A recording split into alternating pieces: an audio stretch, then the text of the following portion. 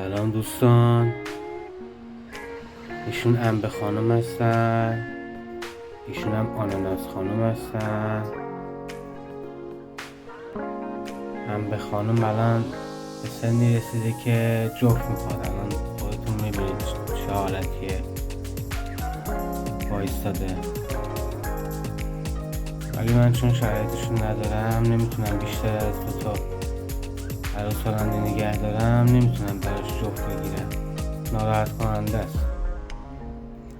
و اینکه خودشون هم تخم میذارن، ولی چون تخمشون نطفه نداره یه مدت روش میشینن، بعد خودشون تخمشون رو میشکنن. با آرزوی سلامتی برای خودتون و پرنده های خوشگلتون، فعلا خدا نگهدار.